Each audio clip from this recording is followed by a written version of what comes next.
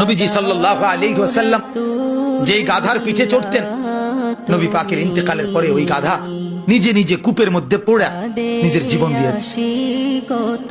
নবী সাল্লাল্লাহু আলাইহি সাল্লামের ইন্তেকালের পরে যেই উটনি, আল্লাহ নবী সাল্লাল্লাহু আলাইহি সাল্লাম উটনি মানে মহিলা জাতের উট, এই উটনিতে চড়তেন। সেই উটনি জান্নাতুল বাকি কবরস্থানের পাশে গিয়ে এমন ভাবে বসছে, একটানা 2 সপ্তাহ কোনো খাদ্য খাবার না খেয়ে, এক ঢোক পানিও না খেয়ে নিজের জীবন নিজে দিয়ে দিয়েছে, মরে গেছে রাসূলের বিরহে। হযরত আব্দুল্লাহ ইবনে যায়েদ ইবনে আব্দ রাব্বিহি নবীজির একজন সাহাবী। সর্বপ্রথম আজানের যে বাক্যগুলো যিনি স্বপ্নে দেখছে, এই সাহাবী আব্দুল্লাহ ইবনে যায়েদ ইবনে আব্দ রাব্বিহি, এই উনি বাগানের মধ্যে কাজ করতেছিলেন, খেজুর বা আঙ্গুরের বাগানে। এই অবস্থায় ওনার কানে আওয়াজ পড়ছে সরদারি দো আলম নবীজি ইন্তেকাল করছে।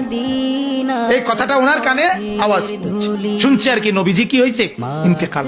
সাথে সাথে কিতাবে আছে, উনি হাত তুলে আল্লাহকে বলছে, আল্লাহ এই চোখ দিয়ে যদি এরপরে আর নবীকেই না দেখি তো মাওলা তোমার কাছে ফরিয়াদ, এই চোখ দিয়ে যেন আর পৃথিবীর কিছুই না দেখি, এই কান দিয়ে যদি তোমার বন্ধুর কথা না শুনি